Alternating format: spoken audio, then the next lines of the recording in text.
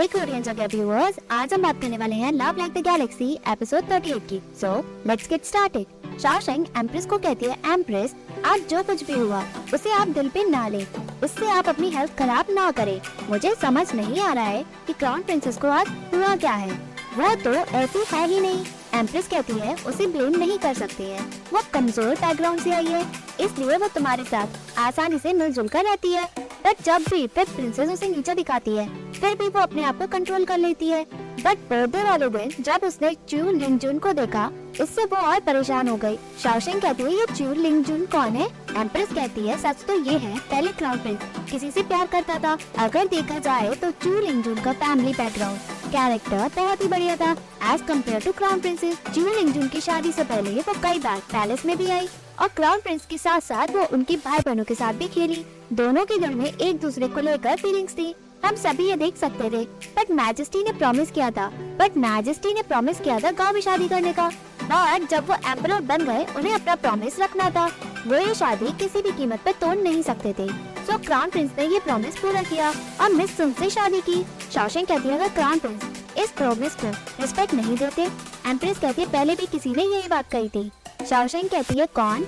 Empress कहती है, Jisheng. वो उस वक्त बहुत छोटा था, बट वो बड़ों की तरह ही रहता था और मुझे और मैजेस्टी से कहा करता था कि ये शादी गलत है। उसने कहा था इससे क्राउन प्रिंस को फ्यूचर में कई परेशानियों का सामना करना पड़ सकता है। बट मैजेस्टी ने एक भी नहीं सुनी, इसलिए वो क्राउन प्रिंस को सलाह देने भी गया। बट क्राउन प्रिंस बहुत काइंड था, उसने कुछ भी नहीं कहा। फिर वो क्राउन प्रिंसेस से बात करने गया। बट जिस दिन शादी हो रही थी, सब सही ही जा रहा था। क्राउन प्रिंस ने क्राउन प्रिंसेस से आखिरकार शादी कर ली। शाओशेंग कहती है, इसमें गलत नहीं है कि क्राउन प्रिंसेस रॉयल फैमिली में शादी करना चाहती थी, बट अब चू लिंगजुन ने किसी और से शादी कर ली, तो क्राउन प्रिंसेस को चिंता करने की जरूरत है ही नहीं। एम्प्रेस कहती है, तुम भले ही ओपन माइंडेड की हो, बट वो नहीं है। जब एक औरत प्यार में होती है तो उसे कई बातों की चिंता सताती है, तुम्हारी तरह नहीं जिसने कभी भी जीशन को अपना प्यार दिया ही नहीं। शाओशेंग कहती है, एम्प्रेस आप मुझे गलत समझ रही हैं, मैंने उसे प्यार कम नहीं किया। एम्प्रेस कहती है, चलो एक बात बताओ, फिर क्या तुम जीशन को दिल से पसंद करती हो? शाओशेंग कहती है, हाँ मैं उसे दिल से पसंद करती हूँ। मैं जब भी उसे देखती हूँ ऐसा लगता है कि वो उस चांद की तरह ऊंचा है और वो बर्फ की तरह है जो ऊंचे पहाड़ पर है। बट अब मुझे रियलाइज होता है कि वो मेरी तरह ही है, हम इंसान है जिसके अंदर फीलिंग्स है। मैं जीशन को पसंद करती हूँ और पहले से भी ज्यादा उससे प्यार करती हूँ। एम्प्रेस खुश होकर कहती है, मैजेस्टी को चिंता थी क्योंकि जीशन ने शादी करने से मना कर दिया, और मैं भी सोचती थी कि क्या कोई है जो जीशन को समझ सकता है कि जीशन कैसा है। किस्मत की बात है, वो तुमसे मिला और उसने सही इंसान को सिलेक्ट किया। तभी आवाज आती है, जय चिल्लाते हुए कहती है, एम्प्रेस बहुत गलत हुआ, जीशन ने मैजेस्टी को गुस्सा दिला दिया है, मैजेस्टी जीशन को पनिश करने जा रही है। सभी ये शॉक में होते हैं। बाहर ओनक काओ खड़ा होता है, शाओशेंग भागते हुए आती है।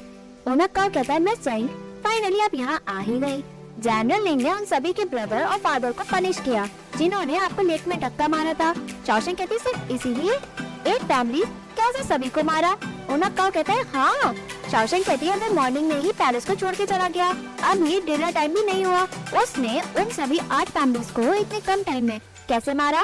ओनक काओ कहता है, कुछ लोग तब पिट रहे थे जब उसे पैलेस में बुलाया गया, जो उसके आसपास थे वो उन्हें उनके घर पीटने गए। मुझे बिलीव नहीं होता जर्नलिंग पे, मैजेस्टी उन्हें ऑलरेडी ही पनिश कर दिया और फिर प्रिंसेस के साथ भी वही हुआ जैसा उन्होंने कहा।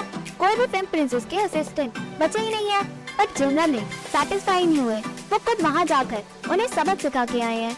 देखो अंदर मैजेस्टी कितने नाराज हैं। मुझे लगता है जर्नलिंग को पनिशमेंट मिलने से अब कोई भी नहीं बचा सकता है। शाओशेंग कहते हैं, ऑब्वियसली मैजेस्टी सही नहीं कर रहे हैं, वो पहले से ही गलत है, मैजेस्टी अपने बेटे को पनिश कैसे कर सकते हैं?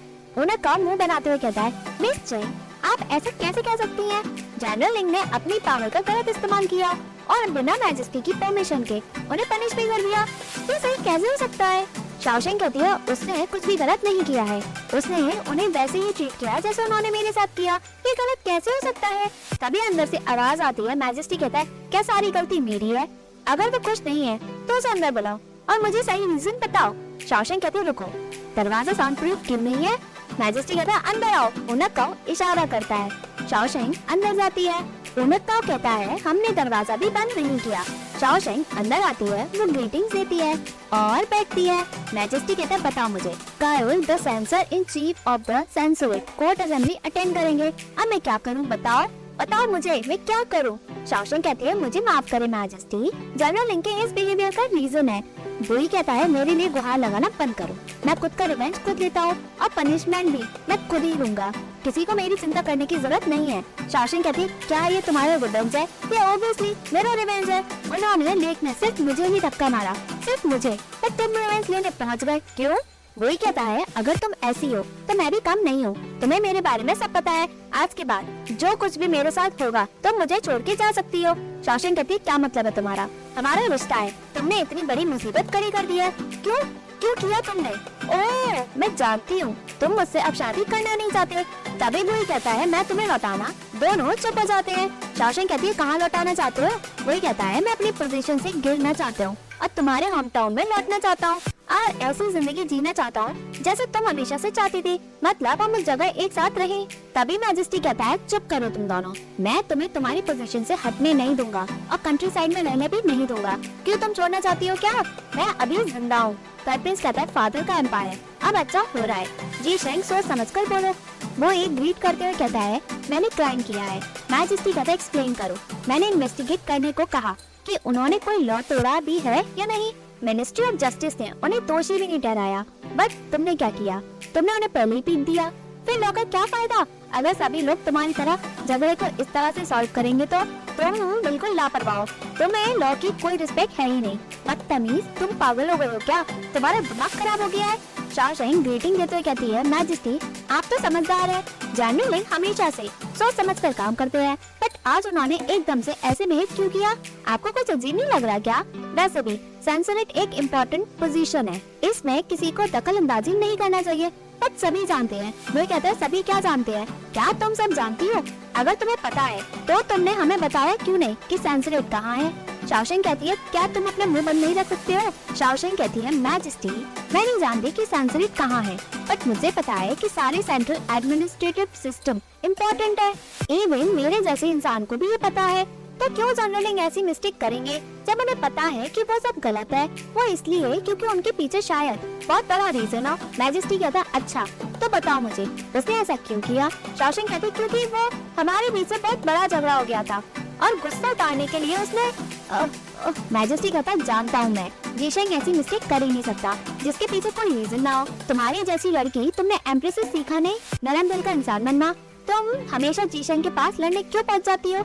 शाओशेंग कहती है वो जनरल लिंग थे जो मुझसे लड़ रहे थे, मैंने लड़ना स्टार्ट नहीं किया। मैजेस्टी कहता है तुमने लड़ना स्टार्ट नहीं किया तो तुम पूरे दिन जीशेंग के साथ लड़ने के अलावा कर क्या रही थी? तुम्हारी भी गलती है, तुमने मिस चेंग के साथ लड़ाई की, तुम सेंसरेट के पास पहुंच गए। अगर तुम दोनों में अगली बार हाथापाई हो गई तो तुम मेरे पास आओगी क्या? बताओ मुझे इस मैटर को तुम कैसे समेटना चाहती हो? वो कहता है आप जो पनिशमेंट देंगे मैं उसे एक्सेप्ट कर लूंगा। प्रिंस कहता है फादर ये सेंसरेट में घुस गया और उन सभी इंपीरियल ऑफिसर को पीटा, अकॉर्डिंग टू लॉ इसे कंट्री से तो निकाल देना चाहिए। शाओशेंग कहती है पनिशमेंट सही है, मैं भी जनरल लिंग के साथ कंट्री से बाहर जाना चाहती हूँ। मैजेस्टी कहता है मुंह बंद करो, देश से निकलना मैं तुम्हें इसका फायदा उठाने नहीं दूंगा। ये देश के बाहर जा सकता है बट उससे पहले 100 पट्टे पड़ेंगे। शाओशेंग कहती है 100 पट्टे? मैजेस्टी।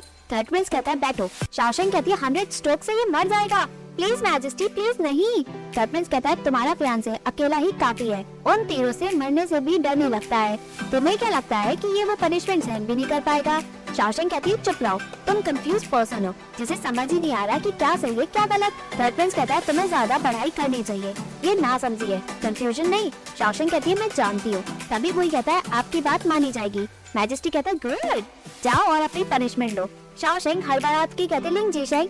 मैजेस्टी कहता है जैसे ही तुम अपनी पनिशमेंट ले लोगे तब तुम सेंसरेट के पास जाना और वैसे ही रिपेयर करना जैसे वो पहले था। वो ही एग्री करता है। शाओशेंग वही को रोकती है। प्रिंस कहता है जीशेंग पनिशमेंट देने वाले बाहर वेट कर रहे हैं। शाओशेंग कहती है नील करो। वो ये शाओशेंग का हाथ झटकारता है। शाओशेंग कहती है मैजेस्टी, बट कोई पनिशमेंट के लिए चला जाता है। प्रिंस कहता है मिस चेंग पनिशमेंट मिलने वाली है, क्यों ना हम बाहर चल के देखें। शाओशेंग कहती है मैजेस्टी जीशेंग वैसे भी साइड है, उसके फादर अच्छे नहीं है और मदर बीमार है और उसकी फियांसे मैच्योर नहीं है और फिर प्रिंस उनकी किस्मत का मजाक उड़ा रहे हैं। प्रिंस कहता है मैंने नहीं किया। मैजेस्टी कहता है ओह मैं तो भूल ही गया, तुमने अच्छा किया, मुझे तुम्हें थैंक यू कहना चाहिए।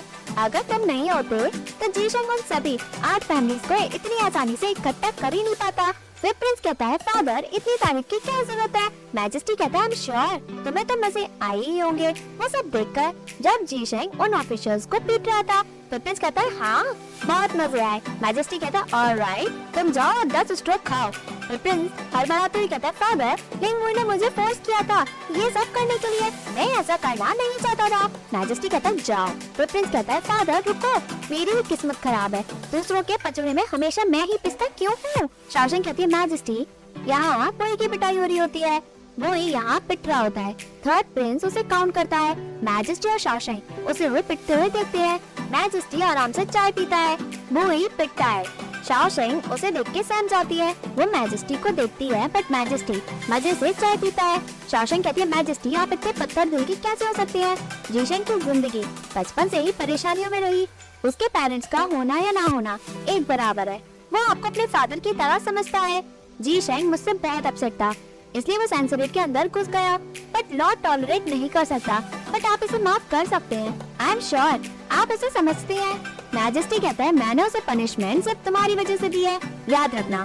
जीशंग जो भी अभी पनिशमेंट झेल रहा है वो सब तुम्हारे लिए है। शाओशेंग जीशंग को पिटता देख के कहती है ठीक है सिंस वो ये सब मेरे लिए ही झेल रहा है तो मैं उन्हें रोकने के लिए क्यों नहीं कह सकती। मैं जानती हूँ मैं उसमें मुझसे ज्यादा प्यार नहीं करती थी बट अब सब कुछ अलग है, मेरे दिल में बस अब वही है, वो ही है मेरा आदमी। मैं उसे डांट खाते या पिटते हुए नहीं देख सकती हूँ, वो ये सब पेन कैसे सहन कर सकता है। वो ही यहाँ पिटता है, वही को दर्द होता है। शाओशेंग कहती है मैजेस्टी थर्ड प्रिंस गलत गिन रहे हैं, उन्होंने बुई की गिनती गलत की है, अगर वो मिस कर देंगे तो जीशंग को और पिटना पड़ेगा। मैजेस्टी आप देखो आप क्यों कुछ नहीं कर रहे हो। मैजेस्टी कहता है शाओशेंग मुझे परेशान करना बंद करो। शाओशेंग वहाँ से चली जाती है। मैजेस्टी मजे लेता है। शाओशेंग भागते हुए आती है, गार्ड्स उसे रोकते हैं। शाओशेंग चीखती चिल्लाती है। थर्ड प्रिंस कहता है तुम्हारी हिम्मत कैसे हुई चैन शाओशेंग, तुम पनिशमेंट के बीच कैसे आ सकती हो जबकि यहाँ पनिशमेंट दी जा रही है। शाओशेंग चीखती है जीशंग, तभी एम्प्रेस भी वहाँ आ जाती है। शाओशेंग कहती है सब कुछ बुक्स में लिखा है, बच्चों की गलती के लिए फादर को जिम्मेदार ठहराया गया है, पर जीशंग ऐसी जिंदगी क्यों जी रहा है जहाँ उसके पेरेंट्स है ही नहीं जबकि उसके पेरेंट्स जिंदा है। तभी वहाँ यूं आती है। शाओशेंग कहती है तो नॉर्मल नहीं है, अगर कोई परेशानी खड़ी करे उसे सिखाया ना गया हो, यही मेरे साथ है, बच्चे क्यों पिटे जब इन सब में पेरेंट्स की गलती है। एम्प्रेस कहती है मैजेस्टी आप ऐसा कैसे कर सकते हैं जबकि हम उनके बड़े हैं। मैजेस्टी उसे रोकता है और कहता है शांत रहो, मुझे सुनाई नहीं दे रहा कि वो क्या कह रही है। शाओशेंग कहती है मुझे लगा कि मैजेस्टी अलग है एक ऑर्डिनरी पेरेंट से, बट मुझे ऐसा लग रहा है कि सब सेम ही है, हटो मेरे रास्ते से। थर्ड प्रिंस कहता है बदतमीज तुम फादर के डिसीजन को बेकार या खराब कैसे बता सकती हो। शाओशेंग कहती है यू शट अप, तुमने सिर्फ एक पिटाई भी मिस कर दी, तुम्हें क्या लगता है मैंने नोटिस नहीं किया, उसे और पीटना पड़ेगा अगर तुम एक भी पिटाई मिस करोगे। मैजेस्टी ने कभी भी नहीं कहा कि उसे कड़ी पनिशमेंट दो, क्या तुम उसे जान से मारना चाहते हो क्या। मैजेस्टी कहता है देखो शाओशेंग उसके लिए रो रही है, वो चीख चिल्ला के रो रही है। शाओशेंग गार्ड्स को धक्का मारती है और कहती है जीशंग, बट गार्ड्स उसे पकड़ते हैं। वो चीखती है मुझे जाने दो। यूँ कहती है मिलिट्री में मैंने सुना कि पनिशमेंट देने की भी एक टेक्निक होती है, पहले तो बाहर की तरफ से ज्यादा चोट नहीं लगी होती, बट सच यही है कि उसमें अंदरूनी चोट बढ़ जाती है। कुछ पिटाई में खून और सीरियस चोट दिखती है बट वो इतनी सीरियस नहीं होती है। मैजेस्टी इस बार आप कौन सी टेक्निक का यूज कर रहे हैं। मैजेस्टी हंसता और कहता है तुमसे कुछ छुपा है ही नहीं। ऑफ कोर्स दांत वाली बात। शाओशेंग चीखते हुए कहते हो लिंग जीशंग मैं प्रॉमिस करती हूँ आज के बाद मैं तुमसे कभी भी झगड़ूंगी नहीं, तुम जो कुछ भी करते हो उससे मुझे गुस्सा आ जाता है, उसकी वजह से तुम अपने आप को हर्ट कर रहे हो, क्या ये लायक है, छोड़ो मुझे जीशंग। मैजेस्टी उन्हें कहा से कहते जाओ गार्ड्स को कहो कि शाओशेंग को कस के ना पकड़े, शाओशेंग को जीशंग के पास जाने दो, वो उसे देख तो सकती है बट उसे छू नहीं सकती, सो इससे उसे और भी बुरा फील होगा। उनका एग्री करके चला जाता है। एम्प्रेस कहती है मैजेस्टी आप शाओशेंग के साथ ऐसी ट्रिक कैसे कर सकते हैं। मैजेस्टी कहता है शनन तुम्हें नहीं पता, जब उसके बच्चे होंगे ना और वो अपनी अच्छी जिंदगी जिएंगे फिर मुझे जरूर थैंक्स बोलेंगे क्योंकि मैंने उन्हें धोखे में रखा। एम्प्रेस कहती है तुमने मैजेस्टी में ऐसा क्या देखा कि तुम्हें उनसे प्यार हो गया। ये कहती है लुक्स, एक टाइम में मैजेस्टी मोस्ट हैंडसम मैन थे इन फैन काउंटी। एम्प्रेस कहती है अगर तुम मुझसे पूछो ये सबसे बड़ा बेशरम आदमी है। उन्हें काम इशारा करता है गार्ड्स को। शाओशेंग भागती है और गिर जाती है। वो उठ के बुई के पास भागती है। गार्ड्स उसे फिर से रोक देते हैं। शाओशेंग चीखती चिल्लाती है, हट जाओ मेरे रास्ते से, जो बुई को मारता है। शाओशेंग उसे धक्का मारती है और हटा देती है। वो चीखती कहती है, मैंने कहा ना रुक जाओ, अगर तुम्हें मारना ही है तो मुझे मारो। शाओशेंग बुई को देख के रोती है और कहती है, मैं प्रॉमिस करती हूँ कि मैं तुमसे सबसे पहले डिस्कस करूंगी सब कुछ। अब मैं अपनी मर्जी नहीं चलाऊंगी, हम सब कुछ करेंगे एक बॉडी की तरह। आज के बाद मैं तुम्हें अपना दिल दूंगी, प्लीज अगली बार मेरी वजह से अपना कंट्रोल मत खोना, ठीक है? वो उसे देखती है और गले लगा लेती है। मैजेस्टी ऊपर से सब देख के खुश होता है। शाओशेंग कहती है, मुझे तुमसे पहले ही प्यार हो गया था, तुम्हें समझ नहीं आया क्या? मैजेस्टी कहता है, क्या कह रही है वो? क्या कहा उसने? मैंने कुछ भी ढंग से नहीं सुना, कहना क्या चाह रही है? वो कहती है, मुझे लगता है तुम अकेले बेशरम नहीं हो, तुम बहरे भी हो गए हो। अगर तुम्हें कुछ सुनाई नहीं दे रहा तो तुम देख भी तो सकती हो, जरा देखो उसे। ऑब्वियसली वो जीशेंग को कह रही है कि वो उससे बहुत प्यार करती है। मैजेस्टी खुश होता है, अगर ऐसी बात है तो सब कुछ सही है। फाइनली अब सब कुछ सही है, उसने आखिरकार कह ही दिया। एम्प्रेस कहती है, क्या तुम उसे अभी भी पीटोगे?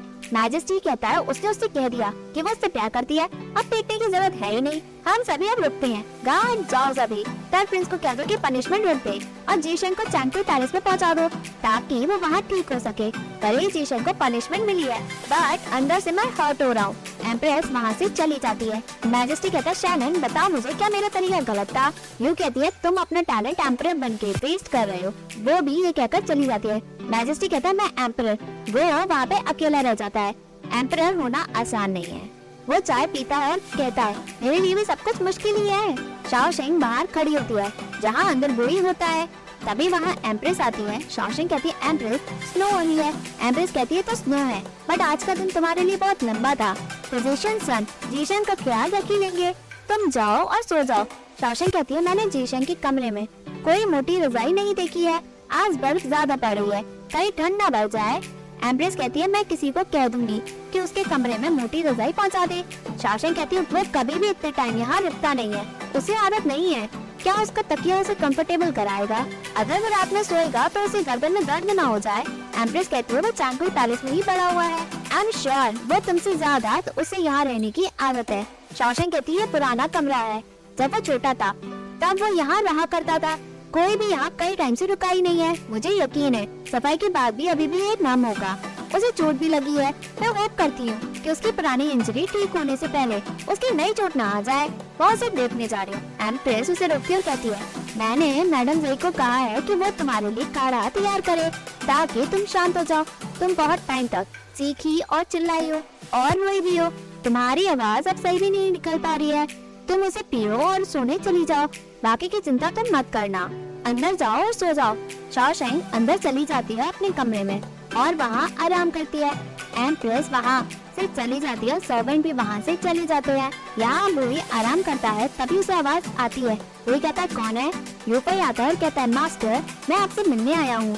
वो अंदर आता है और कहता है, मास्टर क्या आप ठीक है?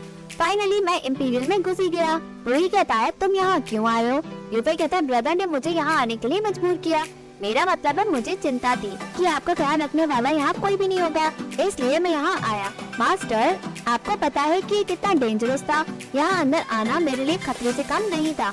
इंपीरियल बॉडीगार्ड ने तो मुझे देख ही लिया और कहीं वो मुझे उनक ना बना देते। कोई कहता है उनक बनने का भी क्राइटेरिया है, तुम्हारे लुक के हिसाब से भले ही तुम्हें ले ले पर तुम उनक बनने के लायक हो ही नहीं। तुम बस अब चले जाओ, मैं सोने जा रहा हूँ। तभी आवाज आती है। बुई कहता है, गेट खोलो। यूफई गेट खोलता है, वहाँ और कोई नहीं शाओशेंग होती है। वो अंदर आती है और कहती है, गेट बंद करो। शाओशेंग बुई के पास आती है। बुई कहता है, शाओशेंग तुम यहाँ क्यों आई हो?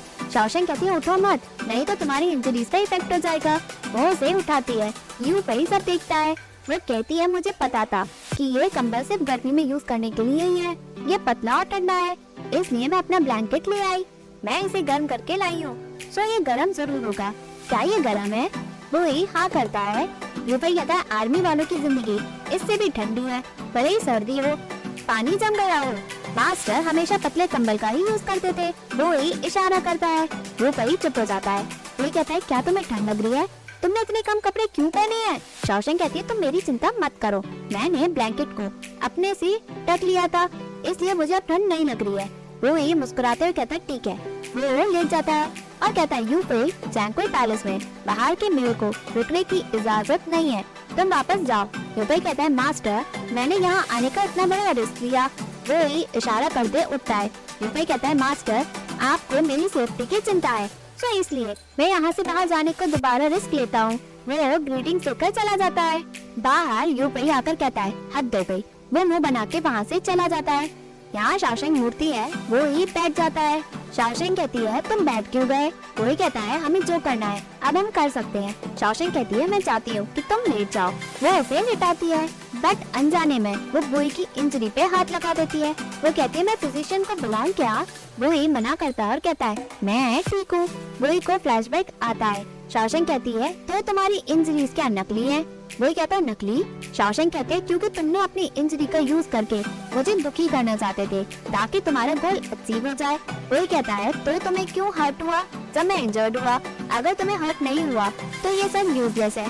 चाहे मैं जो कुछ भी करूं, मैं अपने आप को किस्मत वाला मानता हूं कि चोट मुझे लग रही थी पर दर्द तुम्हें हो रहा था। शाओशेंग बुई के माथे पे किस करती है। दोनों एक दूसरे को देखते हैं और फिर उन दोनों के बीच किस हो जाती है। वही कहता है क्यों ना हम ये सब शादी की बात करें। शाओशेंग कहती है ऐसी लाइन तो मुझे कहनी चाहिए। वही कहता है चलो हम एक बार किस करते हैं और अगली बार सिर्फ तुम ही कह देना। वो ही उसे किस करता है, बट शाओशेंग कहती है नॉट अ चांस। वो वहाँ से हटकर चली जाती है और कहती है मैं तुम्हारे लिए काढ़ा लाई हूँ, ले जाओ। वो ही लेटता है। शाओशेंग मुस्कुराती है। वो उसे काढ़ा देती है और फिर फूक के पिलाती है। वो कहती है क्या ये कड़वा है? वो कहता है नहीं मीठा है। शाओशेंग स्माइल करती है और कहती है एम्प्रेस ने कहा था ये काढ़ा नसों को शांत करता है, इसे पीने के बाद तुम्हें अच्छे से नींद आ जाएगी। कोई कहता है मुझे इसकी जरूरत नहीं है, मुझे बस तुम चाहिए। वो उसे पिलाते हुए कहती है इससे खत्म करने के बाद मैं तुम्हारे लिए फ्लूट भी बजाऊंगी। वो काढ़ा पिला के फ्लूट बजाती है। सभी फ्लैशबैक आते हैं जिसमें बुई और शाओशेंग एक साथ होते हैं। वो ही सब कुछ सुनता है और सभी कुछ सोच समझ कर मुस्कुराता है। शाओशेंग फ्लूट बजा के पूछती है तुम मुझे ऐसे क्यों देख रहे हो? वो कहता है जब मैंने पहली बार तुम्हारा चेहरा देखा था तुम आज जैसी ही खूबसूरत दिख रही थी। शाओशेंग मुस्कुराती और कहती है तुम्हें याद है जब तुमने मुझे पहली बार देखा?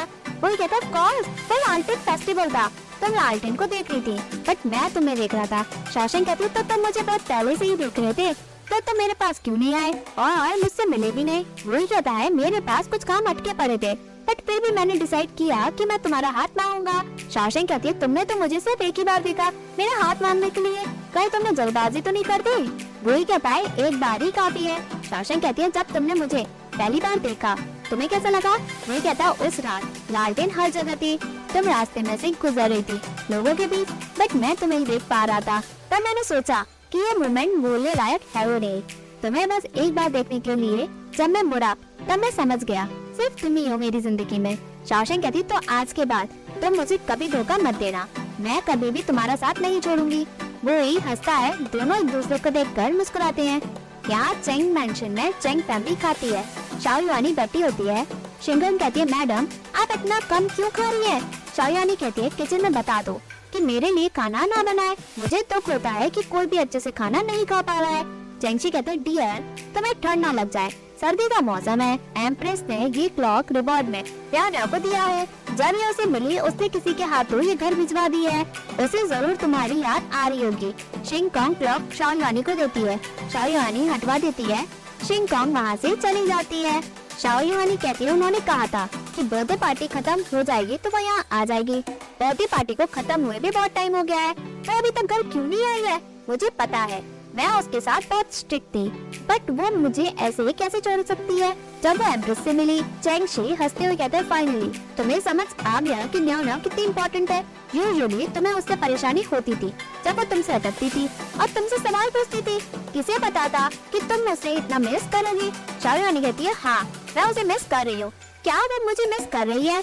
चेंगशी कहता है न्याओ न्याओ पैलेस में कुछ भी नहीं कर सकती है, तुम न्याओ न्याओ के लिए इतना कठोर मत हो। क्या इस कैपिटल में कोई भी लड़की है जो न्याओ न्याओ की तरह समझदार और कड़ा डिसीजन ले सकती है? तुम्हें तो अब उसकी शादी की भी चिंता करने की जरूरत है ही नहीं, बट वो तो फैमिली का नाम और ऊंचा कर रही है। फिल्म प्रिंसेस जैसी बेवकूफ लड़कियों की तरह नहीं जो एम्प्रेस की बर्थडे पार्टी ही खराब कर दे। एट द एंड उनके फादर और ब्रदर इन सब में फंस गए। शाओयुआनी कहती है मुझे बस डर है कि कहीं शाओशेंग मुसीबत खड़ी न कर दे। मुझे लगा कि लुंग मुंह से रोकेगा बट मैंने एक्सपेक्ट नहीं किया था कि लिंग रिव्यू उसकी वजह से मैन उसको भूल ही जाएगा। उसकी हिम्मत तो देखो, उसने इंपीरियल काउंसिलर को पीटा और फिर मैजेस्टी ने उसे पनिश भी किया। चैंगशी कहता है वो इसलिए क्योंकि न्याओ न्याओ काबिल है।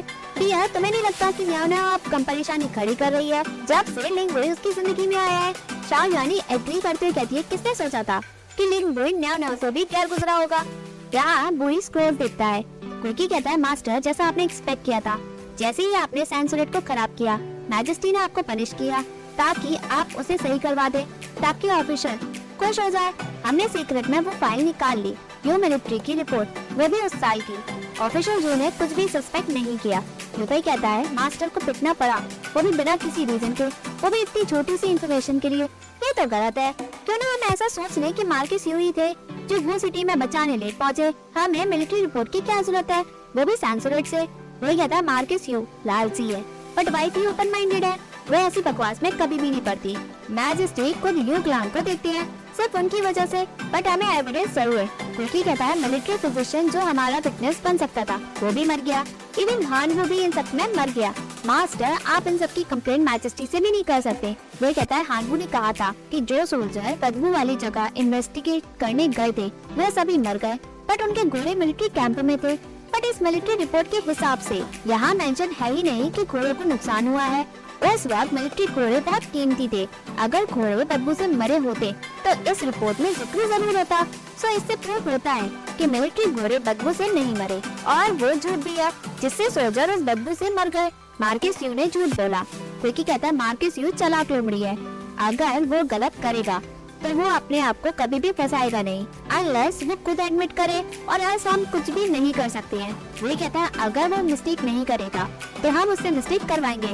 वो स्क्रोल को फेंकता है, तभी एपिसोड एंड होता है। कोई भी हो, like this video, please like, share and subscribe this channel. Thank you.